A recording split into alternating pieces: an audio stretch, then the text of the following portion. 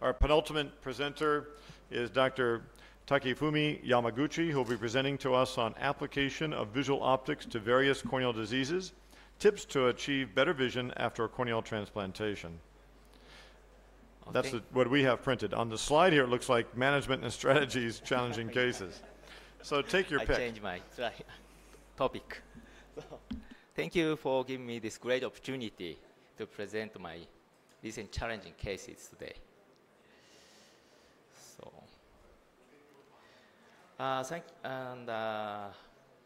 like to talk about the challenge and show you extremely challenging cases in Japan, from diagnosis, management, and treatment to achieve better vision.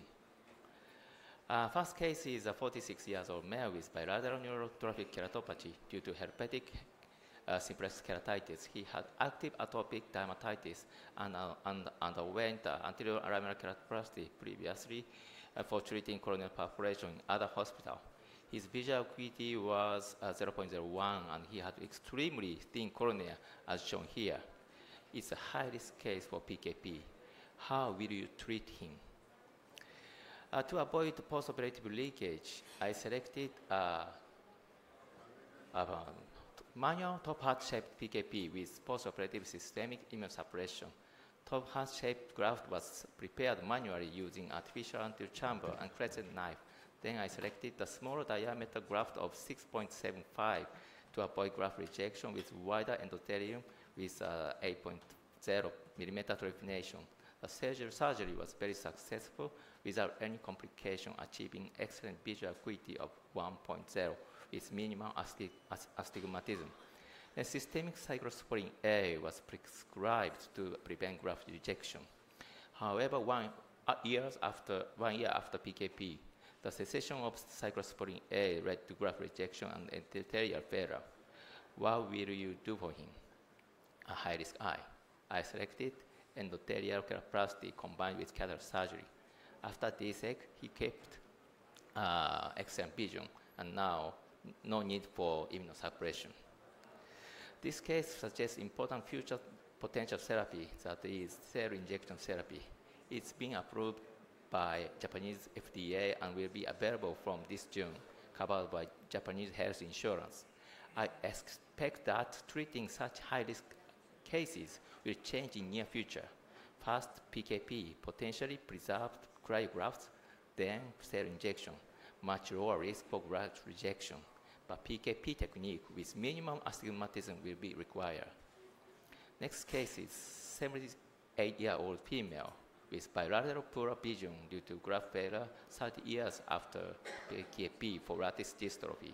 You can find clustering keratopathy in the left eye, in which candida was identified. How will you treat her? I selected PKP combined with cataract surgery in the right eye. I'd like to show you the surgical video. I couldn't see nothing inside the eye, but managed to complete CCC, but very difficult to perform phaco. I decided to remove opacified stroma, leaving the membrane, then perform phaco and IOL insertion into the capsular bag like this. This is an easy, very useful technique when you perform PKP combined with simultaneous cataract surgery, but take care keeping the bottle low. 1 month after PKP, her vision improved to 0.7, and now he came to see me, walking by herself. Managing such difficult cases successfully, I sometimes experience miracle. This is 55 years old male, a medical doctor, gastroenterology specialist. He was referred to me from a very famous corneal surgeon in Japan. It's very peculiar because he can perform corneal transplantation himself. Slit lamp shows like this, and the patient used a long-term steroid eye drop for posthumous Straussman syndrome. What's the diagnosis and how will you treat him? Diagnosis would be easy. Crystalline keratopathy. Never perform PKP in such cases. The surgical outcome will be devastating. As expected, candida was identified from culture. I advised him to stop steroid and start antifungal treatment, but something is wrong with him. his cornea was perforated. Why?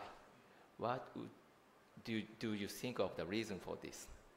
Despite the successful AMT, amniotic membrane transplantation to close the perforation, his condition got worse and worse.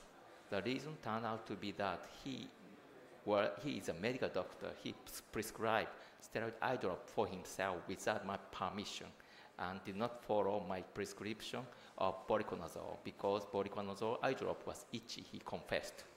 In such condition, how will you treat him? I performed scleral corneal transplantation. This is a post-op slit-lamp, and his vision is excellent with minimum astigmatism of only 1.5 diopter, and his vision is 0.7. This slide shows the AI installed in iPhone to diagnose corneal diseases. No need for any attachment. And it's been published in British Journal last month. Please read this article if you are interested. So next case is 77 years old with bullous keratopathy, and he was referred to me for the treatment of. I would like to skip this case because of the lacking of time. So this case is very successful after 2 PKPs. His vision 1.0 without any spectacle correction. So this case is very difficult to diagnose. 5 years old bilateral congenital corneal opacity, her vision was only 0.04 bilaterally, was the diagnosis. So I'd like to skip these slides. So do you know why the cornea is transparent? It's because the collagen fiber is in the correct position with uniform distance line like this.